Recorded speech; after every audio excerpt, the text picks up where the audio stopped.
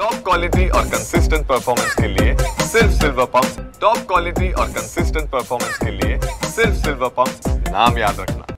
मारेरा घोटाळा प्रकरणी 65 इमारतीवर न्यायालयाच्या आदेशानंतर कारवाई होणार आहे। पालिकेकडून नोटिसा सगळ्याच इमारतींना दिलेल्या आहेत। तर आपलं लोन किंवा आपलं कर्ज कसं फेडायचं यासाठी या रहिवाशांच्या मनामध्ये कुठेतरी भीतीचं वातावरण आहे आणि ते लोन कसं फेडायचं याचा प्रयत्न सुरू आहे। तर दुसरीकडे 10वी आणि 12वीची परीक्षा सुरू आहे। आई वडिलांना या सगळ्या संकटातनं जाताना पाहत असतानाच या विद्यार्थ्यांच्याही कुठेतरी मनामध्ये भीती निर्माण झालेली आहे। त्यांचा अभ्यास 10वी आणि 12वीचा अभ्यास देखील होत नाहीये। मी अशाच प्रकारे एका इमारतीत आलेलो आहे। या 65 मधली ही एक इमारत आहे, साई गॅलेक्सी। 3ऱ्या माळ्यावरती राहणारं गावडे कुटुंब आहे आणि त्यांची 2 मुले आहेत।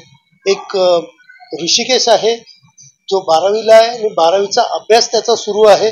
नेमकं आई वडिलांच्या मनात कशा प्रकारची भीती आहे आणि हे संकट आल्यावरती अभ्यास करताना कशा प्रकारे त्याला भीती वाटते आपण त्याच्याकडनं जाणून घेऊया। ऋषिकेश, काय सांगशील तू? कितवीला आहेस? कशा प्रकारे तुझा अभ्यास सुरू आहे? किती पेपर आतापर्यंत झाले? आतापर्यंत ते 2 पेपर झालेत, बाकीचे पेपर बाकी आहेत। आता माझा अभ्यास पण मन करत नाही द्यायचा, हे असं सगळं वाटतं। आई बाबा सगळे रडत आहेत आणि मग माझं पोटात जेवण पण जात नाही, म्हणून माझा अभ्यास पण नीट लागत नाही। बसतोस अभ्यास करायला? किती वेळ बसतोस? घरामध्ये काय, तुझी मम्मी काय करते, वडील काय करतात? कशा प्रकारे हे घर घेतल्यापासून या ठिकाणी तुझा जिव्हाळा लागला? घर घेतल्यापासून मला वाटलं चांगलं होईल सगळं, आणि आता असं नोटीस आले आणि बिल्डिंग अशी पडणार आहे अशी नोटीस आली, तर आता सगळे रडायला लागले, जेवण पण नीट झालं आणि आई बाबा आता कामाला जातात, ते पण पैसे कमवतात। आता तुझी आई नेमकं काय काम करते? तुला कशी भीती आहे? आणि तुझी बहीण ती कितवीला आहे? तिचा अभ्यास कसा? ती 10वीला आता तिचा अभ्यास चालू आहे, पेपर आता होणार आहे चालू, म्हणून आता ती पण टेन्शन मध्ये असते की मम्मीला कसं सांगणार, मम्मी रडते असं टेन्शन घेते। त्या मम्मीने ते चपाती भाजी करून घरी येते, त्याचं टेन्शन असतं। एकीकडे ऋषिकेश जो 12वीला आहे त्याची बहीण देखील 10वीला आहे। आपण पाहू शकता ती देखील त्याच्याबरोबर या ठिकाणी अभ्यास करायला बसलेली आहे। आपण तिच्याकडनंच जाणून घेऊया। दीदी, काय सांगशील, तुझा अभ्यास कसा सुरू आहे? माझ्या अभ्यासक्रमामध्ये लक्षच लागत नाही। मम्मी पप्पांचं एक तर टेन्शन, मम्मी पप्पांनी लोन घेतलंय आणि आता हे दुसरं टेन्शन आहे। मम्मी पप्पा रडतायत, जेवत नाही, झोपत नाही, झोप लागत नाही, तर या कारणामुळे अभ्यास पण लक्ष जात नाही अभ्यासकडे। सगळं खूप सगळ्यांना टेन्शन आहे। काय सांगशील का, 10वीला तू जेव्हा वेळेला अभ्यास करायला बसतेस किंवा तुझा भाऊ बसतो, एक भीती मनामध्ये असते, तुला काय भीती वाटते? आणि आता अभ्यास करताना नेमकं तुला काय काय?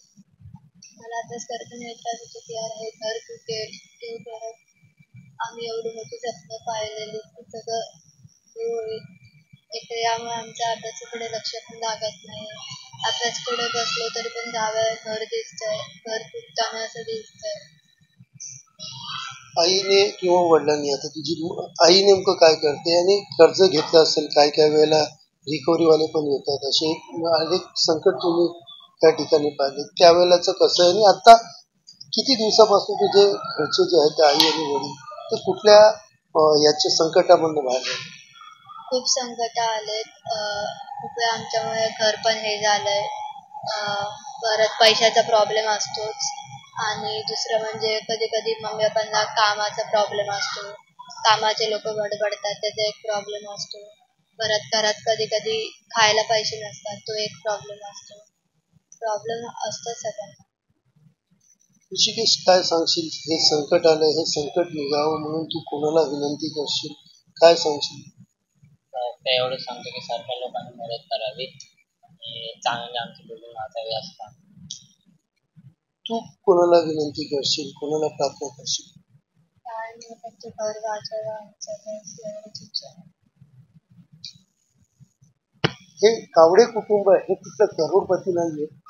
अनेक लोकांकडनं कर्ज घेऊन बँकेकडनं कर्ज घेऊन सगळे पेपरची तपासणी करून यांनी घर घेतलेलं. मात्र आता ज्या पद्धतीने न्यायालयाचे आदेश आले ते कर्ज फेडायचं कसं, त्यानंतर हा पूर्ण संसार पुन्हा एकदा कसा बसवायचा आणि या मुलांना नेमकं घेऊन कुठं जायचं अशी चिंता जी आहे ती आई वडिलांना आहे.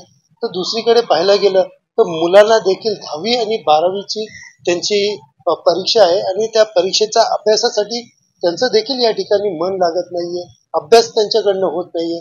आपण यांना परीक्षेच्या शुभेच्छा देऊया आणि तुम्ही दोघांनीही अभ्यास करा आणि चांगलं करा, कारण तुम्ही तुमच्या घरच्यांना आधार आहात आणि तुम्ही अभ्यास करून शिकले तर पुढं तुमचं भविष्य घडू शकतं आणि अंधारातलं तुमचं जे कुटुंब जे अंधारात गेलेलं आहे त्यांना पुन्हा एकदा नवीन ऊर्जा मिळू शकते. मात्र तरी देखील कुटुंबामध्ये कुठेतरी डोक्यावरचं छप्पर जाणार असल्यामुळे यांचं भविष्य जे आहे ते अंधारामध्ये जाताना दिसतंय आणि यांच्या मदतीला नेमकं कोण येणार, कसं येणार याकडे या सगळ्यांचे डोळे लागलेले आहेत. कॅमेरा पर्सन दिनेश सह सुनील जाधव, TV9 मराठी, डोंबिवली.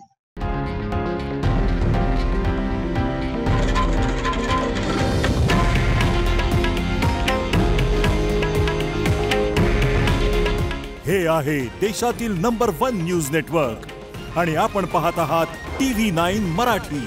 काळजी तुमची, हित महाराष्ट्राचं.